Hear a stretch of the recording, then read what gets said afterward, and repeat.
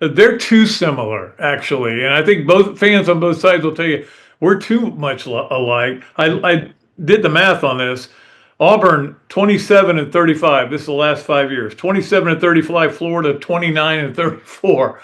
You got Summerall and Golish both coming from, lesser programs, and now like, hey, you proved proof of concept, and now it's your turn in the SEC. And so I think there's some similarities there. Different people. Summerall's certainly more of I don't know, a boisterous kind of funny, joking. I mean, he'll kind of say whatever kind of personality. Golish is kind of he's pretty to the point. He's pretty serious. Another duly noted podcast comes to you from the Meldon Law Studios at the Hacienda. Okay, and welcome into another duly noted podcast presented by Titan MRI and Imaging and coming to you from the Meldon Law Gator Studios here at the Dooley Dome. We have a good show for you today. Justin Hokanson from On3.com is going to talk some Auburn football. We talked about how we're going to get some of the writers who cover the teams that Florida's playing this year. I'm not going to worry about Tennessee. I'm not going to worry about LSU. They don't play them. Let's concentrate on those kind of people that Florida is going to play. And we started out with Auburn because I didn't want to do Florida Atlantic and Campbell, but understand that. Anyway, he's going to join us today, and then Coach Spurrier on Monday. And then right now we're scheduled to have Chris Doring on the following Thursday, and then we'll go from there. And boy, we'll be really close to football season when we get to that point. And that's going to be a lot of fun. Of course, another duly noted podcast brought to you by Titan MRI and Imaging, and also coming to you from the Meldon Law Gator Studios. So I want to get to our Money Medals starting five. MoneyMedals.com is your home for gold and silver purchases, one of the largest distributors in all the United States. 2 Gator grads are running it, and you can reach them at 1-800-800-1865 or at MoneyMedals.com. Okay, let's start off with number one on our Money Medals starting five, and that is the first day of practice was yesterday, and of course Tuesday was media day. It's a different version for media day from where it used to be in the olden days, back when Urban Meyer was the coach. There was a point where we would get every single player would come in. I mean, you had to come, if you were on the team. In fact, I think I mentioned this earlier. That's when I met our first only interview with Aaron Hernandez. Was that I'm not proud of it, but it was a good story. It just it's not my fault. But anyway, now it has kind of evolved into what it has become, which is all the coaches came. I mean, all the coaches you really want to talk to, because you had I don't know, Troutwine would have been a good bring again, but I think he may be speaking tomorrow. And you had 2 players, and they were fine. They were great. But there was one thing, I would take away from this, because I've been asked by multiple people when I've talked about Media Day Tuesday, have asked me what it was like, and I've said there were 3 things that stood out to me. One was enthusiasm, and it's there. And I know it's everywhere. Everybody thinks they've got bigger, stronger, faster players. They're going to have the best team they've ever had. Everybody thinks that. But you still need to see it. And there was so much high energy there. And again, we had a low energy coach before. Now you have a high energy coach. Doesn't necessarily mean they're going to win more games, but I think it helps. So enthusiasm is certainly a big part of it. The second one is urgency. We felt that urgency. Like, they are not going to be satisfied with not being good right away. They want to be good from day one. And I respect that, and I love that, and I applaud that, because they need to get better. There's no question about it. Florida football has been irrelevant for about 5 years. In fact, we'll go over some numbers with Justin about Florida and Auburn. They're almost the same. They basically have the same record over the last 5 years. Auburn's actually gone 5 straight years without a winning record. But they're very similar.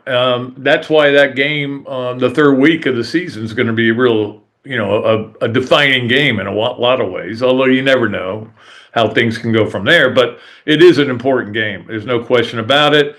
And the other one was consistency. You heard that come up with all the coaches talking about consistency. It's not about making a big play.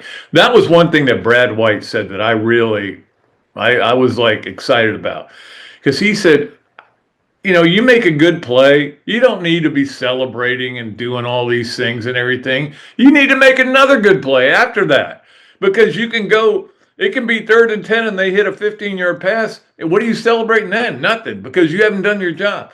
And I think that there is that level of consistency that Florida football has lacked really for 5 years. The last year of Mullen, actually the last 3 games of Mullen, I've given you the stat a million times about their record.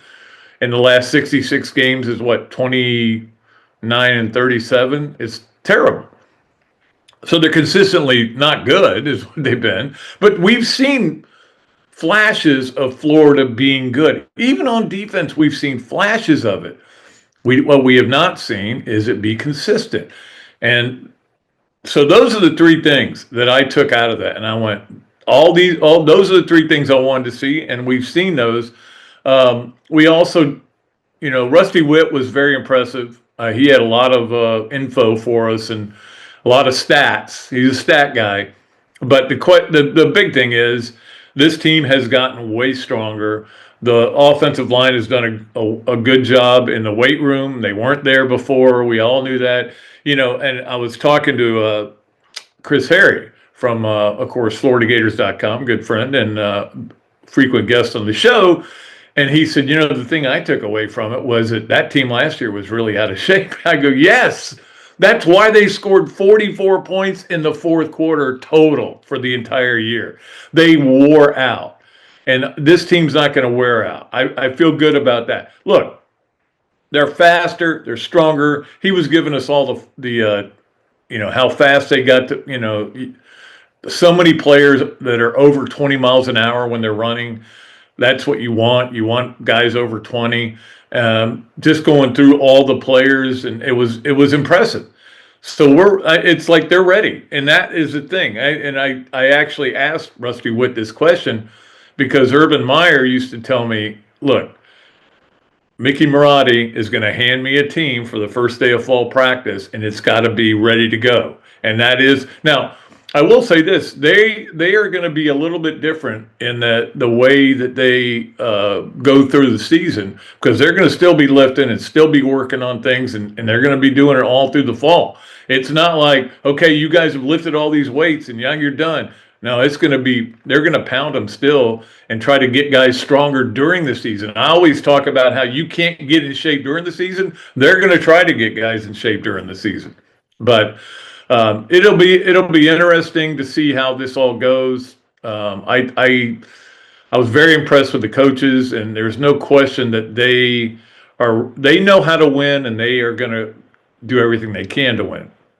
Again, does it mean they're going to win? Nobody knows. It's the same as it is with every school right now. Every place with a new coach, especially. I'm sure Auburn fans think, hey, we think we can win 8 or 9 games. I'm sure that, and I don't think they can because their schedule's pretty rough. But, I'm sure that Mississippi State, I think we can win 8 or 9, or if you're Georgia or Texas or LSU, you're probably thinking, okay, can we win the whole thing? I think Florida's in that middle tier where they're like, I think we're going to get better, but I don't know that we're going to be great. That's what we think. The coaches think they can be great. They believe they're going to win, and we know that Coach Summerall is, as he said, I'm built for this. But those were the big takeaways I had from that that Tuesday press conference that we had. It was pretty good. Gave you all the roster numbers too. They gave it. That was cool. That Jaden Woods is going to wear 0, and he said he wore it. He picked that number because his dad's always telling him to stay even keel. So if you're a 0, you're even keel. So it's going to be interesting watching Zero come off the edge. But boy, his numbers were incredible. How much weight he's lifting and everything, and how fast he is. And look, they have got good players. We know that. They have got players that are in better shape than they probably have been in their careers now. But the question still comes down to, can you find a way to win games? Look, my philosophy. College football season is a handful of plays and a handful of games. Do you make those plays instead of not making them? Now, you made them against Texas, yes, but you didn't make them against USF, and you didn't make them once. You really didn't. You made one play against Mississippi State to save the game, but that kind of obviously he got fired the next day. But I just make plays.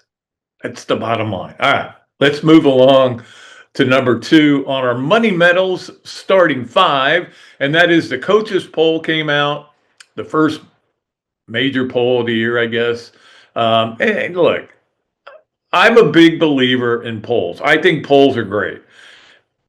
People that lose their minds over them are kind of like I don't want to get into it too much, but we talked about this before with people who back into parking spaces, and but that's kind of where the same kind of deal with polls. People who complain about polls are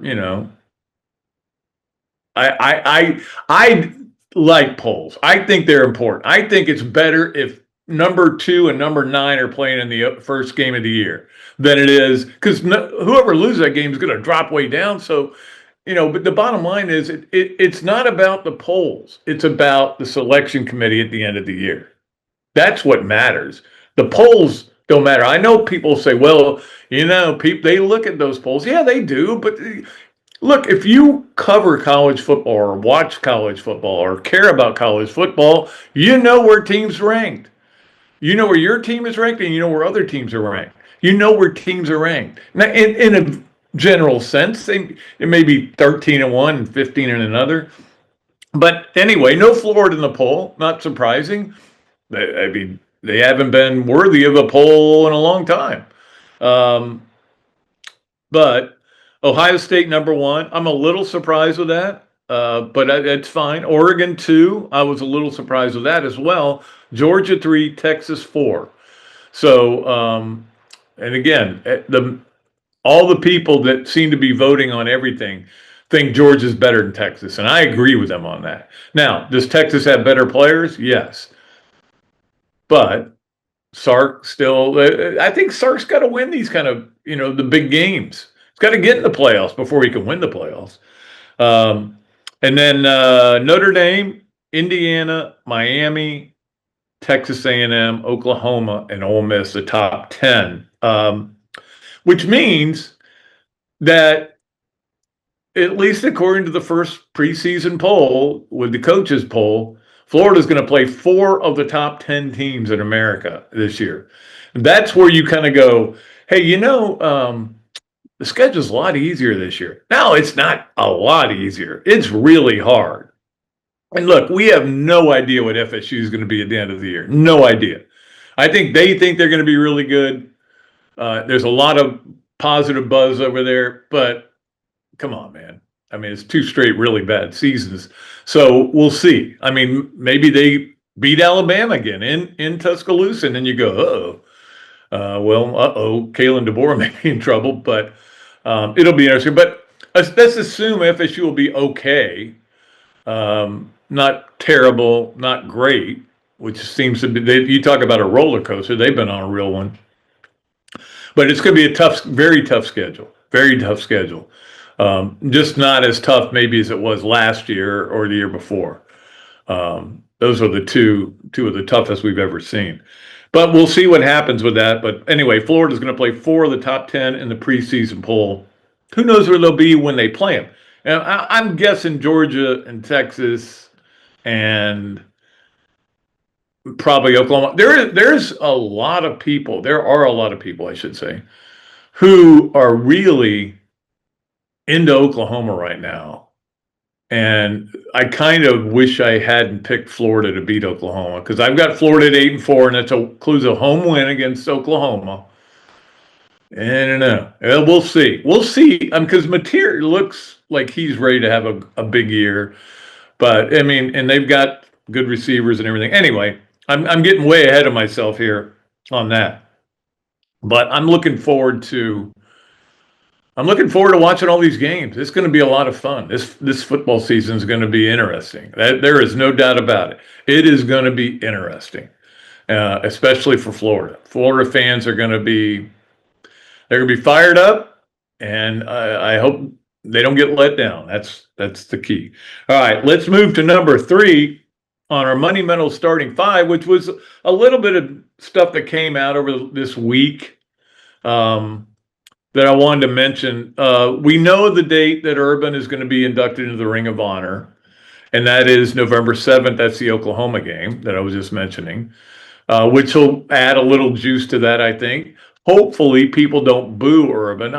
Look, there's always going to be a smattering of people that are not going to be happy that Urban's in the Ring of Honor, and you're going to hear from them. But I think overall, the fact that Urban has, kind of embraced UF now, back to embracing UF, and talks great about John Summerall, had a hand in John Summerall coming here, as did Danny Werfel, who, by the way, is the subject of my 4 questions for Main Street Daily News that I write comes out Monday in the newsletter and Wednesday in the newspaper. Danny Werfel is our 4 questions this week. I just thought I'd mention that. But I mean, the bottom line is, I think when you go back and start watching some of the Florida games from 2005 to 2010, you remember how great it was and how good it could be here still. You just have to have good coaches and good players. It's a pretty simple formula. Yeah, it helps when you have breaks, but it comes down to always a handful of plays and a handful of games. But do you have coaches that are good enough to get over the hump? And he won a lot of games like that, where he was, you remember the FSU game, I think it was a tie game as in 06. And then Chris Leak led him down the field and got the winning touchdown. Anyway, that'll be then. And then I did want to bring up the fact that there's 3 schools in the SEC that are going to wear throwback jerseys that are interesting. 2 of them are Florida and Georgia, both going to go all white. I've seen both the uniform. I love all white. I love all white unis. I think they look great. That's the road unis that Florida used to wear a lot and still does. And it's also the uniform Spurrier wore. And I think that's one reason Florida's doing it. Georgia's look great too. I loved them. Vanderbilt is going to wear all gold for a game this year. I don't know that I've ever seen a Vanderbilt uniform that I liked. I just think the colors are off, and the gold is not a bright gold. It's like a dull gold. That's my opinion. But uniforms don't win games, you know that. And I don't think uniforms ever lose games. Although I do think when they wore the reptilian uniforms, I blame those for losing that game. Those were bad. All right. So there's some news items there on Florida football. I wanted to get to those. Number 4 on our Money Medals starting 5. And again, Money Medals is the place to go if you want to get that silver coin with the Gator logo on it. It's really cool, and I'm happy to have one. Monday, the College Football Playoff Committee is going to meet. Ooh, that's going to be some breaking news, right? Well, probably not, because nothing ever seems to get solved. But they're going to discuss whether they want to go 16 or 24 with a new playoff format. And it's the same question. The Big Ten is all in favor of the 24. They're ready to get rid of they love their championship game, but they know that they don't need it. The SEC is like, hold on here. We want to make sure we can get more money. We're good with 16. We want to go to 16, but if you want to go to 24, but you got to prove to me that the networks that the media will give us more money. Otherwise, there's no point in it. And I do get that. Not only that, but if you go to 16, you can still have maybe have your SEC championship game, which is a huge revenue boost. And so I think at the end of the day, we won't know. We won't know anything more. So I'm excited, but not excited. It feels like, and again, this is part of what we're dealing with college football. You know, Ted Cruz came out, I think yesterday, and said the Save Football Act, or whatever they call it, is going to pass. There's no question. And they still don't know if they're going to be able to get a vote on it, but they're hoping to get it. They did that cloture or whatever that is. I don't even know what that is. Anyway, we'll see what happens there. But my thing is, let's say they pass it. Is it still not open to people challenging it in court? I don't know. I just don't know. I mean, I've said this 100 times, and I'll keep saying it. August 29th, first game of the season.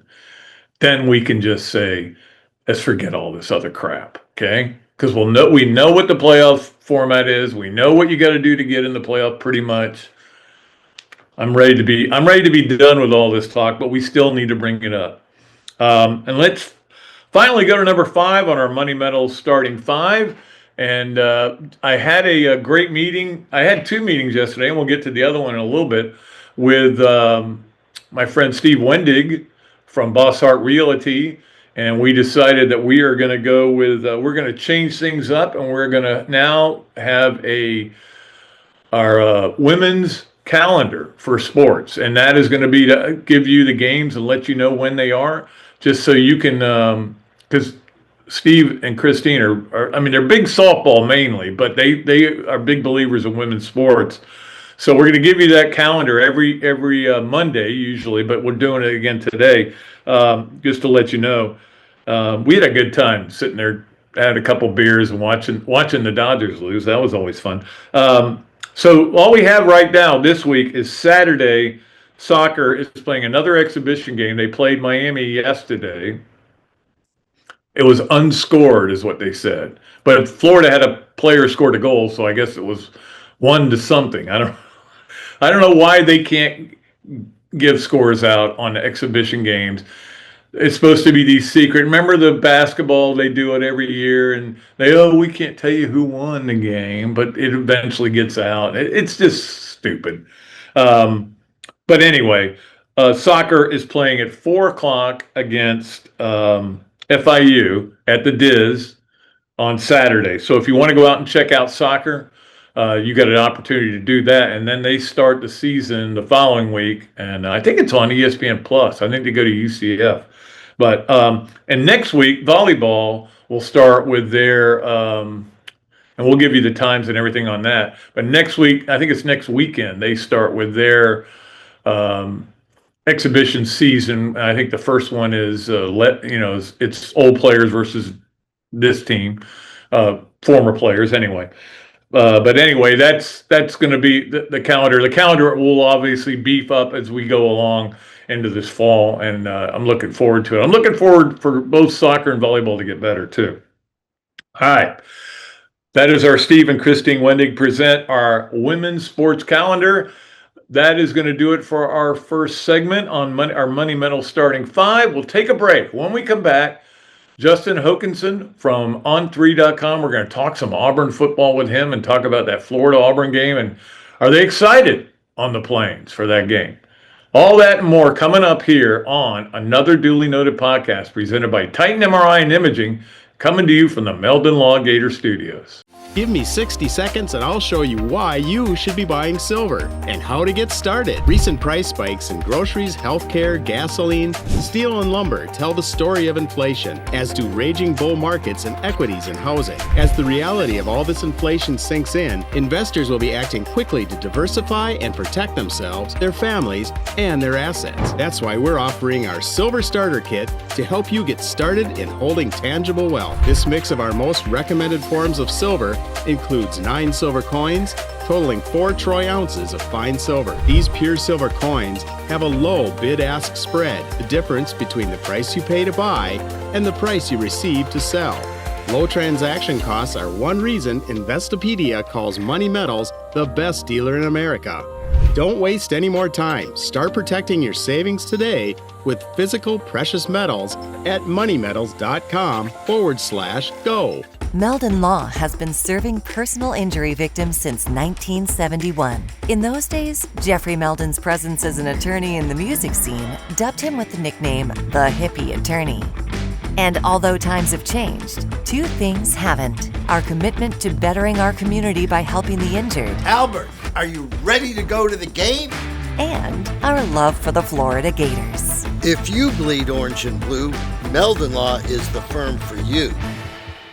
You know, with a new football coach in town, everybody's talking about what it will take to build a winning program. Well, here's one thing we know. It takes more than just great offense. You need disciplined offense, a defense, a special teams. Miss one of those and you're probably not going to have the season you hope for. Same thing is true when it comes to losing weight and improving your health. At BMI TeleMed, we call it the three-legged stool. The first leg is the GLP-1 medication when it's appropriate. It's a powerful tool, but it's only part of the game. Second leg is your medical team providing individualized coaching on nutrition, strength, training, sleep, and healthy habits. And the third, and maybe the most important, is you. Your commitment, your consistency, your willingness to stay with the game plan. With these three pieces working together, that's what success looks like. Not just losing weight, but improving your health and keeping the weight off. Kick off your weight loss by calling BMI TeleMed at 727-383-1677 to schedule a free consultation. Okay, welcome back to another Dooley Noted podcast presented by Titan MRI and Imaging and coming to you from the Meldon Law Gator Studios here at the Dooley Dome. Great to bring on Justin Hokanson from On3.com. He does a great job of covering Auburn, the Auburn Tigers. Game 3 of the college football season for Florida, but Auburn has a game that's fairly big before that when they open up the season with Baylor. Justin, how are you? I'm good, man. Thanks for having me on. Yeah, what about that opener with Baylor? Is that are they worried about DJ Lagway at all? I know Florida fans are going, good luck with that. Yeah, I know, right? I don't know what to exactly what to expect from Baylor.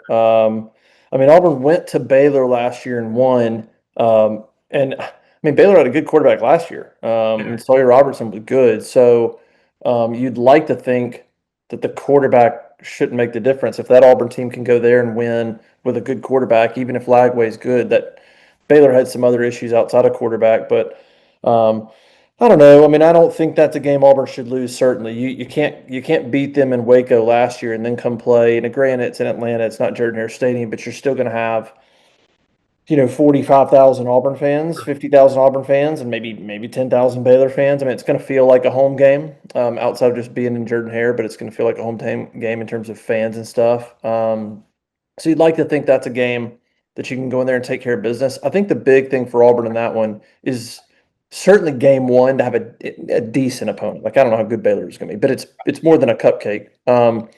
Is the amount of South Florida transfers that came over, including Byron Brown, including the center, Cole Best, and some others, that should theoretically help Auburn sort of hit the ground running game one versus, there's 60-something new players on the roster, like between freshmen. Yeah, trying to bring portal guys in and get them acclimated and get them on the same page offensively.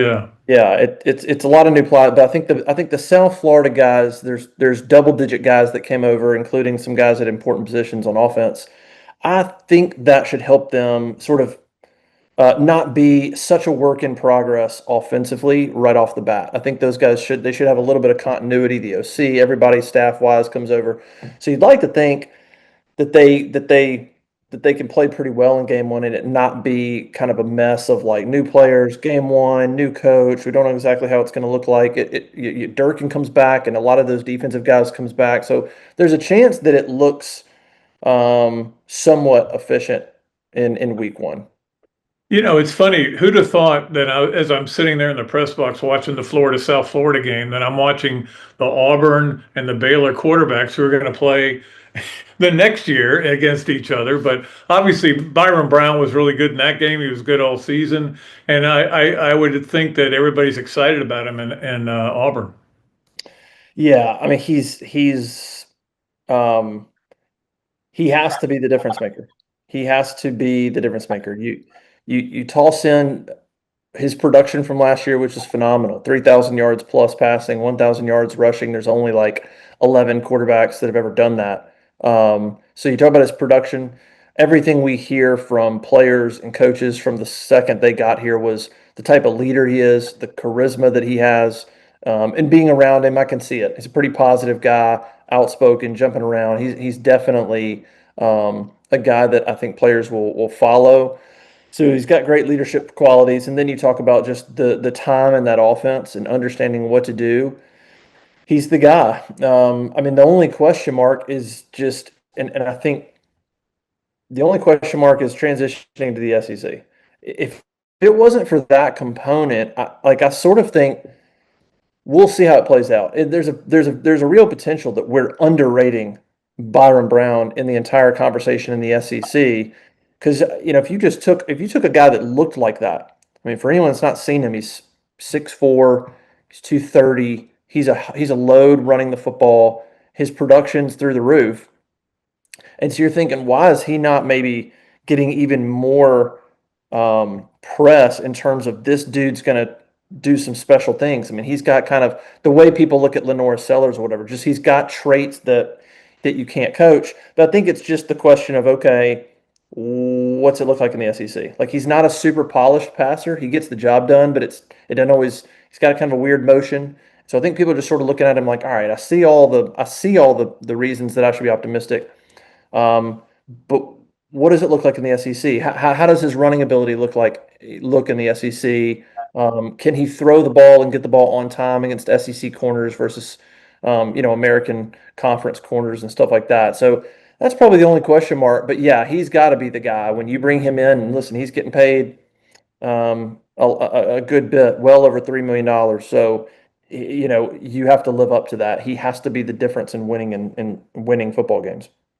I've said this. I think John Summerall's first season will be defined by this Florida Auburn game, because if he gets off to a 3-0 start and people, there's some momentum going, and it's going to the belief. And I think it's the same way with Alex Golesh. He's won 2 games against Power 5 teams, or Power 4 teams, I guess you say now. And I think a lot of fans are excited about this game on this side. Maybe I don't know how they feel it at Auburn, but on this side, not mainly just because they're playing Auburn again. I mean, they miss that part. It's the closest place to Gainesville in the SEC, and yet they never hardly play anymore. And they used to play every year, and it was a huge rivalry and a huge game. And I think that's fans can get there in 5 hours. Yeah, I would say it's the same with Auburn fans. I mean, I think they're excited about it. I think Auburn fans have liked that game, liked that rivalry, and so I think what we see on our message boards and from talking to people, it's very much the same thing. Not just looking forward to the game and playing Florida, but that is just, I never say like one game is the end all be all, but that's such a big one because it's the first SEC game.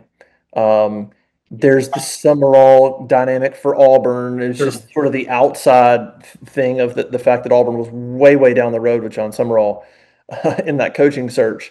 And then it flips. So you have that element that's interesting. And then you have obviously that first SEC night game. It's going to be a great atmosphere. And Auburn and Florida right now are viewed very similarly in terms of where they are in the league, like where their pecking order is, where they are as a program. Like Florida's been through some similar stuff. Bunch of talent, haven't lived up to the billing. Auburn has had a bunch of talent the last 2 years, haven't gotten the job done. And when you look at even like pecking order, power rankings, predictions, whatever, Florida's generally a couple of spots ahead of Auburn, but you probably could put them in a tier of maybe South Carolina or what. Like they're very close in terms of where they've been, what they've sort of done, where they can go, new coach. There's just a lot of similarities going on there. And so I think the game's going to have added impact because of sort of the outside factors. And then, of course, just the fact for Auburn, They've got Florida at home, and then you've got LSU at home later in the year. But if Auburn wants to maybe exceed expectations, they almost have to win that game because Tennessee's on the road, Georgia's on the road, Bama's on the road, Ole Miss is on the road.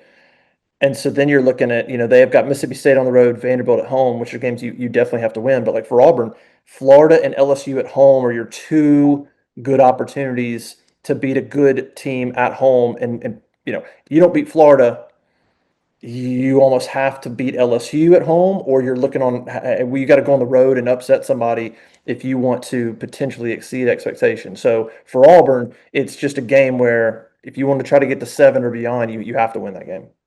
Justin Hokanson from On3 joining us on the Big Mills Cheesesteak Zoom line. They're too similar, actually. And I think both fans on both sides will tell you we're too much alike. I did the math on this. Auburn, 27 and 35. This is the last 5 years. 27 and 35. Florida, 29 and 34. Neither one of those are anybody's happy with. In the SEC, 11 and 29 for Auburn, 14 and 26 for Florida. It's pathetic. And these are once proud programs, have won national titles. I mean, and that's why they have new coaches. And I think in both cases, and you I know talked about this with Auburn opening practice yesterday. Both of them are bringing a new energy, and I think Summerall the same way. They started their practice today.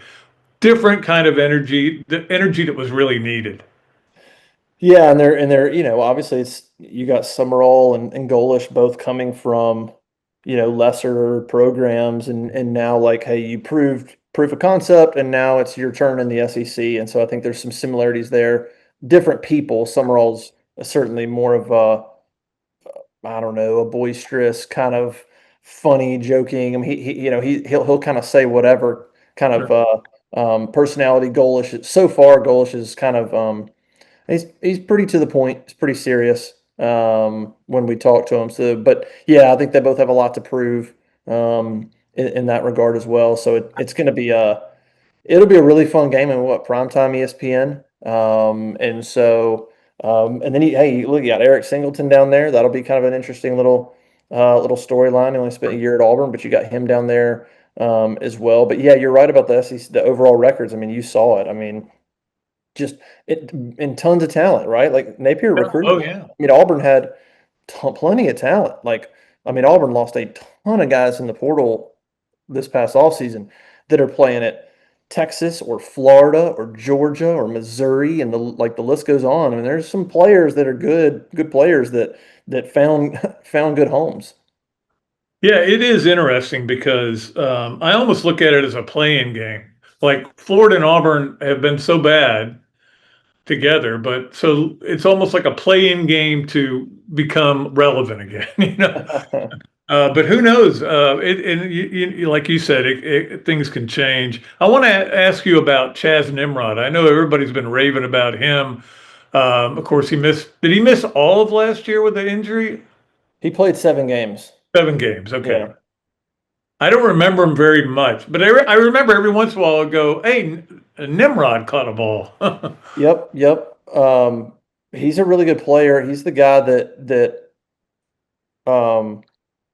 got a lot of praise in spring camp, and then had a good summer, and then just within the first day or two now of fall camp, you hear the offensive coordinator Joel Gordon say he's the smartest guy in the room. He's maybe the most athletic guy in the room, and you hear just really good things about him. Of course, you look back at the stats, and Keyshawn Singleton and Jeremiah Coger both had 8 touchdowns each last year. Singleton was the leading receiver. They come over. And then you look at Nimrod, and you just kind of look at the 400-something yards and 3 touchdowns. But then, yeah, he only played 7 games, and then got hurt and missed the rest of the season. But everything we've heard about him to this point since he arrived would point to him as being the most consistent receiver on the team, maybe the best receiver on the team. Even though Keyshawn Singleton had the big season and Jeremiah Coger, like those two guys physically look great. And Nimrod's not small by any means, but I think he's just forgotten a little bit because there's a lot of focus on the 2 guys who scored more touchdowns. But Nimrod was forgotten a little bit because of that injury, but he's been really, really good since arriving. And so if he's that consistent, and if Keyshawn Singleton can be what he was last year, 800 something yards, whatever it was, 8 touchdowns. Koger, it sort of leaves a lot to Jeremiah Koger. Jeremiah Koger's a guy that we've heard a little bit about in terms of still needing to be more consistent. Golish wants a little bit more from him, but potentially those 3 South Florida receivers could come over and be the guys, and that would be huge. But yeah, Chaz Nimrod's a guy that I think when Auburn starts playing, that's a guy that they're going to feel good about and rely upon and not have to worry about doing his job. Auburn's always got somebody on the defensive line that makes you game playing firm. Or do they have anybody like that this year? Yeah, that's going to be an interesting one. You lose Keldrick Falk to the NFL. You lose Kieran Crawford to the NFL. Malik Blockton transfers out, goes to LSU. Dallas Walker comes back nose guard. I mean, the potential is there for Jared Smith. Jared Smith is from Thompson and Birmingham, huge recruit, super long, lengthy defensive end, was a freshman last year, is going to start this year as a sophomore. Like when you see him, you're going to go, okay, that guy's got the tools, the potential. But he was a reserve as a true freshman last year. Now it's his role. How quickly can he become a star? But he's got the attributes and the size and the length and all that stuff to be really good and to wreak havoc. So we'll see how quickly he develops. And then you got Deshaun Womack, who comes over from Ole Miss, who was a highly recruited player in high school, but has sort of kind of been between a starter and a reserve, sort of trying to find his role. A lot of potential with him. So they've got a couple of guys, but it's going to even a couple of defensive linemen that were true freshmen last year, Malik Autry and Jordan Crawford, big boys, 300 plus pounds, but they were reserves last year. Their role is going to be expanded. So there's a couple of guys that could be really good. We have to wait and see. Jared Smith is one, and then on the interior, Jordan Crawford is one. That guy's a big boy. So, but it's just snaps, and like we got to go see if they can do it. Like in that Florida game, do they show up and do it as the season goes on? So a little bit of, I think the defensive line will be fine. I think Vontrell King-Williams does a great job. There's some depth there, but not a superstar yet. But there's a couple guys that could be that. By the way, we were talking about how similar these two teams are. The over/under for Florida is 7.5, for Auburn is 6.5. I mean, they're right there, half a game here, either there, and that could be the winner. Could end up have a better record and a worse record. All right, it is time for us to play the game we love to play. It is called Yes, No Way, or Maybe, and it's brought to you by Big Mills Cheesesteak, street dining done the right way. Go in there and say, hey, I heard Justin Hokanson on the on Dooley's podcast, you get free French fries with your order. So, Justin, when you're in town next time, go in there and you can get free French fries. Nice. All right. Yes, no way, or maybe. Number one, Auburn will be ranked at some point this season. Oh, gosh. I'm going to say yes, and that's going to be dependent on beating Florida. You beat Florida. Yeah, I think that's the thing. If they have beaten Baylor and beaten Florida, I think they will. You beat Baylor and Florida, and I have to go back and look real quick. I don't remember who. I think they have. Let me see who's right after Florida real quick, because this is going to depend on the answer. So you've got Baylor, Southern Miss. If you beat Florida, you're 3-0, and then you've got Vanderbilt at home. You're 4-0. I think they're ranked. I think if you upset Florida, not upset, that's pretty much a pick 'em. Actually, a 1.5 point favorite, I think, right now. Yeah, so close. Then you come back, and if you win the next one, you're 4-0, and you're 2-0 in the league. I think at that point they probably squeak in the top 25 right there. Well, on another angle of that, number two on yes, no, where maybe at Georgia, LSU, and at Ole Miss is brutal. That is the worst part of the schedule for Auburn. And right before that, the whole month of October, their first game in October is at Tennessee. Then they have a bye week. Then they go to Georgia. Then they come home and play LSU. And then they go to Ole Miss. So October is Tennessee on the road, Georgia on the road, LSU at home, Ole Miss on the road. That's their October. So you better beat Vanderbilt and Florida, because if you don't, October is you could lose them all. I mean, you could. Well, the answer is yes then, right? Yes, I'll say they squeak by Florida, and then they beat Vanderbilt, and they land at like 25 or something. I definitely think that'll happen. And I think the winner of that game gets ranked. I think even if Florida, even though they don't play anybody in the first two, if they beat Auburn on the road, I think people would say, hey, they belong in the top 25.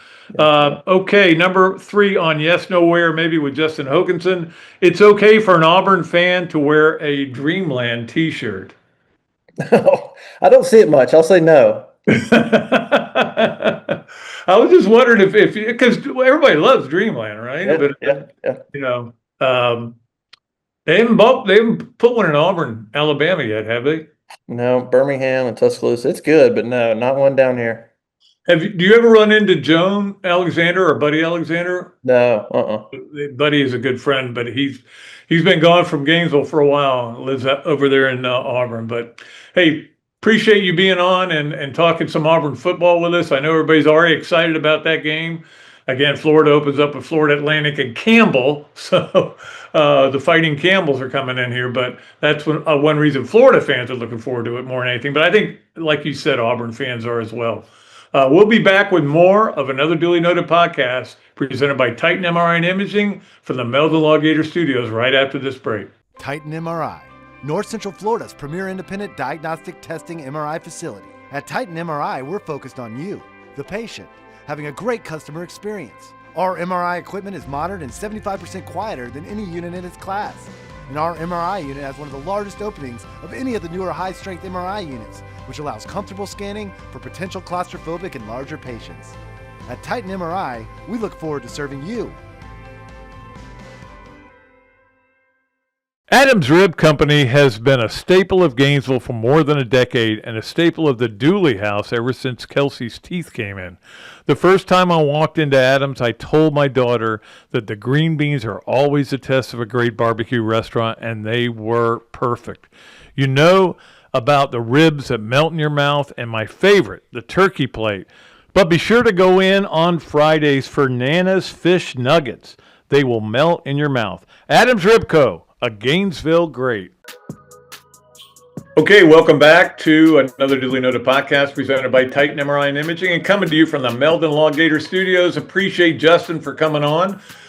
We actually taped that yesterday, we'll be honest with you. I did wear the same shirt on purpose, so there would be consistency. See? Now the word urgency. Yes, I'm trying to get all those things to happen here. But we taped it yesterday because their media day is today, right about this time. So we could. He said he would be happy to do it on Wednesday. So we taped that yesterday. But anyway, great stuff from him. Let us get to our fun stuff in segment 3, starting with our Hesser and Kipke 3 things. Hesser and Kipke, with over 50 years of combined legal experience in North and Central Florida, Hesser and Kipke is your place for bankruptcy, workers' compensation, and family law. Call or text Ken and Jennifer at 352-339-9920, Hesser and Kipke. Okay, well, let's start off with the outrage of Braves fans that their team didn't get Tarek Skubal and didn't get Casey Mize and Robbie Ray. I mean, there were a lot of frontline pitchers that the Braves wanted, and I'm one of them. But I wasn't outraged. I will say that, because once Skubal went to the Dodgers, we all said, well, it's all over anyway. But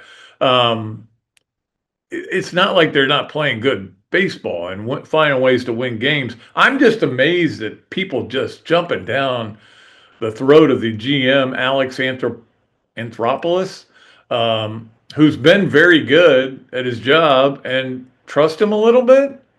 Maybe not, but I think he's done really well, and I like the team. I think I like the moves he made. They just didn't have the home run hit, and I think that's part of the problem. But boy, it's been vicious, just vicious. And again, sometimes if you base your feelings on Twitter, you're going to feel that way. You're going to say, "Man, I can't believe how mad people are." Well, 9 people are mad, and they were on Twitter, and but I think a lot of Braves fans were disappointed that they didn't do better, that they didn't, and maybe they don't need to do better. I mean, maybe it's going to be fine. We'll see, and we'll get to that in a little bit. Let's get to number 2 on our Hesser and Kipke 3 things, and that is that unfortunately it looks like Liv is back, and we thought it was dead. But they found an investor. They won't say who it is, but he's invested a lot of money. Maybe it's Donald Trump. Could be. I don't think he parts with any of his money, but they're going to have another year. So I guess we have to deal with that. Doesn't mean I'm going to watch any of it. I still haven't watched any of it. I mean, like if I'm flipping around and it's on, I leave it on for like a minute, and I go, I don't want to watch this. I just don't. It's not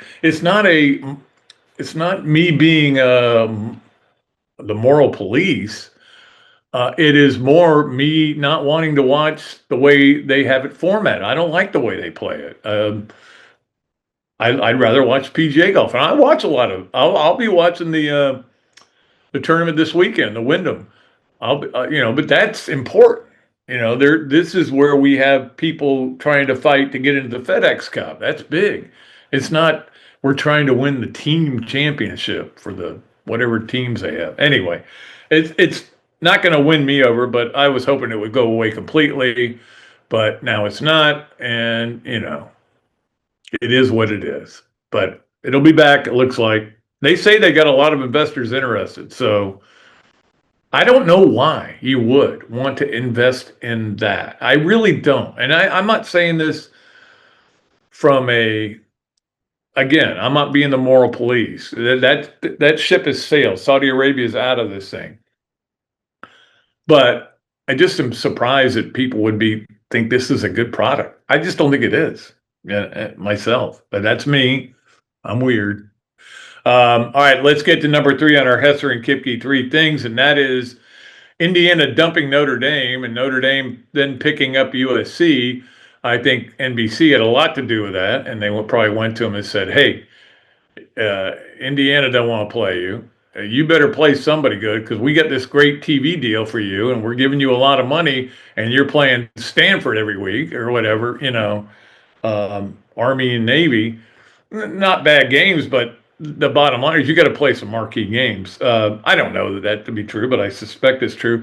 Indiana, somebody had a good line about that. They said that, I know who it was. Blake Topmeyer wrote a column about it. He's, of course, has been on this show before, and he'll probably have him on very soon coming up. But he wrote it, and he said, look, Kurt Signetti doesn't whine, but he ducks. He ducks out of games, and they are back to having 3 games against nobodies, and that's their plan to win, is to play 3 games that you're going to win for sure and then go on to your Big Ten schedule. Now, we're not telling anybody how to play the game, okay? We're not telling anybody how to schedule. Florida spent so long not going east of the Mississippi and all that stuff before the Utah series. But the bottom line is, it's not a good look for Indiana. It really isn't, to pull out of that series. But you got to do what you got to do. Whatever it is fine. Okay, let's move along. It is time for our BMI TeleMed Smart Move of the Week, and it is brought to you by our friends at BMI TeleMed. Achieve and maintain with your medical weight loss specialist, 727-383-1677. Just tell them Pat Dooley sent you. You get a discount with your order. I did go to lunch yesterday. I went to Leonardo's with my friend Charlie from BMI TeleMed. He's moved to Gainesville now, and he's excited about it. And we had a great talk at lunch, and he actually gave me as a present a metal detector. So. That was he listens to the podcast. Obviously, we were talking about that on Monday. So I got a metal detector now. I guess I got the tan for it. I'll go out there on the beach, start walking around, with no shirt on, man boobs and everything. It'll be great. We'll see how that works out. But appreciate Charlie. He is a good dude, man. We had a great talk. So our BMI TeleMed Smart Move of the Week, I am going to give it to the University of Florida coaches for bringing Jaden Woods and Dallas Wilson to Media Day, because those guys were great. And it was a smart move. That's the thing. You sit there and you talk to them, and okay, yes, they are going to be major parts in this team, but they just seem like good kids. Maybe they're not. Maybe it turns out that they're not. I think they are. I think you can judge people by just sitting and talking to them and the way they say sir to you all the time. I loved it. I loved talking to those two guys. And so I give Florida credit for bringing the right guys there. And I even told Scott Burns, the SID, I said, you're going to bring those guys a lot because they're really good. They're interesting to talk to. And they, they understand what this is all about. And I think that's important. I think it's important to expose athletes, student athletes in any sport to the media, because that's where you learn how to be good at that kind of thing, and then maybe you need it down the road. And maybe when you go to the NFL, which I think both of them will eventually, you're able to deal with guys because you got open locker rooms there. And there's it's a lot different. But anyway, I thought that was a good move to bring them, and that's our BMI TeleMed Smart Move of the Week. Let us move to we do this on every Thursday, this, that, and the other. You want this, that, and the other. Okay, this, that, and the other is brought to you, of course, by Shakow Insurance for all your home, auto, commercial, and life needs, and by Leonardo Law and the Atlanta Hustle, who, of course, they just concluded their season, and we appreciate Leonardo Law. Place to go for all your closings is a great place to go. Okay, let's get to and by the way, we're still looking for a third sponsor. Maybe, look, I'll give you a good deal, believe me, on this. Same deal they have, but it'll be a good deal. All right, let's get to this, that, and the other. This is that the Triple Crown all of a sudden has become irrelevant, right? Totally irrelevant. Nobody even bothered to show up for it. Yeah, nobody that was in the Preakness was in the Derby. So there is no Triple Crown basically. It's really been a problem for horse racing because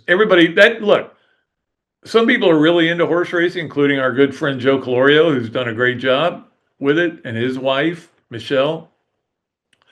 But some people are casual fans, and they want to watch the Derby, and then they want to watch the next race and see if somebody can possibly win the Triple Crown, and it hasn't happened. That is that there's been a lot of talk about this new series they're going to have with 6 races, and the Preakness isn't going to be one, or people still aren't going to want to be in it. And that was a big thing on PTI the other day. And then all of a sudden, I'm looking at, and all of a sudden NBC renews this thing with the Preakness, and I go, wow, that's weird. You would think they would say, hey, the Preakness is no good anymore. Nobody cares about it. It's a race, and yeah. People who are really into auto racing, into horse racing are into it. And then the other, which is that the Preakness announced, we're going to move it. We're going to move it back another week, and we're going to have it on Sunday, and it's going to be the Sunday Memorial Day, and people are going to be excited, and more of the owners of these horses are going to want to come, and that's why NBC. They agree. I think that happened. The NBC thing happened, and then they announced this other thing, but they were probably together. But that's good news for horse racing, that you can have a legitimate Triple Crown again. Because if you don't have horses that won the Derby competing, and it doesn't mean 100% they will, but I think they will, because the question will be now, because now this pushes it back. And kind of infringes on the Belmont a little bit. We'll see how that all works out. Whether you could win 2 legs and then go, we're not doing the 3rd leg. I don't know. We'll find out. People that are smarter than me about horse racing can probably weigh in on that and let me know. Anyway, that's this, that, and the other for our Thursday, and we appreciate our great sponsors of that. Again, if you want to get involved, just give me a call or send me a text to patrickdooley54@gmail.com. Let us move along to our Adams Ribco Gator of the Week. It's brought to you by our friends at Adams Ribco. We're our barbecue specialists. Go there and have barbecue. Also, tomorrow, Nana's Nuggets. Oh yeah, that's where I'm heading. I'm gonna get me some Nana's nuggets. I'm looking forward to it. They are unbelievable. I can tell you that. All right, our Adams Ribco Gator of the week is our friend Ben Shelton. He's been it before, but he is defending his championship in the National Bank Open and won his first match. Tomorrow he plays in the round of 32. Keep an eye on Ben Shelton. He's won this tournament last year, and I'm excited for him and trying to get over a first round loss at Wimbledon. That was not ideal, certainly, but hopefully he can get it going again. And round of 32 again is tomorrow for him. That he is our Adams Ribco Gator of the week. Let's move along to our Gallo Car Wash Sponge of the week. It is brought to you by our friends at Gallo Car Wash, place where we get all of our cars washed, and they do a great job. All right, our sponge of the week. We got two sponges, actually three sponges of the week, kind of. I don't know. One of them is the LA Dodgers, who keep soaking up losses. Am I enjoying that? Yes, of course. But the bottom line is, you get Tarek Skubal and you're like, it's over. Why is anybody even going to try? Well, now they've got 6 straight losses. Now, 3 of those came before they got Skubal. Skubal pitched the other night. They still lost. They lost yesterday. They were down 7-1, and Ohtani hit 2 homers. They cut the lead to 7-6, but never could get over the hump. Crow Armstrong also hit 2 homers in that game. Anyway, they've lost 6 in a row. Meanwhile, my Atlanta Braves have won 7 in a row. So maybe, Pat, you can get over this. The Dodgers are going to win it all. But the Braves just keep finding ways to win. They're throwing pitchers out there that are not elite, but they're getting the job done. So it is what it is, But the Braves now, this is the third part of this, have a better record than the Dodgers. So, Pat, quit complaining about Skubal or anybody else going to L.A. You got a good team. And all you Atlanta fans, you've won 7 in a row and you're complaining? Come on, man. Maybe he knows what he's doing. That's all I'm saying. All right, that's our Gallo Car Wash Sponge of the week. All right, it is time for us to make a pull on our Leonardo's and Millhopper quick picks. We, a couple of you did really well on we had 3 different things you could qualify for our quick pick, and several of you did all 3 right, and that you picked the Cubs, the Red Sox, and the Braves. Well done. I appreciate it. But that allowed us, not only that, but we had a lot of people get involved, more involved. I know once I got off the WNBA, more people were involved, and we have a great number here. In fact, it's let me look at it. Yeah, it's 27 through 71 is the numbers we're going to pick, and I always just throw that out there, and that way we can get different kind of things. And we always ask Zach to pick the number between 27 and 71. Zach, you got to give me that number. 27 and 71. I'll just kind of try to stay in the middle. I'll go around, we'll say 49. 49, 48, 49 is Todd Kissauer. Todd Kissauer is one of those people that got all 3 right. So we qualified 3 times. And that's the thing. We try to qualify as many people as we can. But Todd, you have won $25 at Leonardo's and Millhopper. If you're not already a member at Patreon, I will send you a link to be a 1 month free. I will send that to you, which is donated also by Kyle Cohen at Leonardo's and Millhopper, and a copy of my book, 100 Things Every Gator Fan Needs to Do Before They Die, signed by me or not signed by me. It's your choice, Todd. Just send me your address. I think Todd won before a long time ago. I don't think he's won in a while. But Todd, go ahead and send me your address, and I will send you all this stuff. And I may even throw in an Atlanta Hustle headband, too. How about that? Big winner, Todd. All right. Well, that's exciting. All right. Let us wrap it up as we always do with our Swamp Games of the Weekend, brought to you by the Swamp Restaurant, the place to go to watch all these games. Not only these games, but all other things that you can watch. Love Island, Housewives, they put anything on you want to watch. And big screens, great drink specials, great food specials at the Swamp. We love Ryan out there at the Swamp Restaurant. All right. here's what we got. First of all, tonight we have an NFL preseason game, the first one. I will watch some of it. Carolina versus Arizona, the Hall of Fame game. And that is at 8 o'clock. So watch it at 8 o'clock on NBC. Yeah. No, I'm sorry. I'm looking at the wrong thing. Yeah, NBC. I was looking at the wrong thing. Yeah, so Carolina and Arizona. All right, baseball. Braves at Yankees, Friday on ESPN at 7:15. Gosh, will I be into that game? Probably. Yeah, you know how much I don't like the Yankees.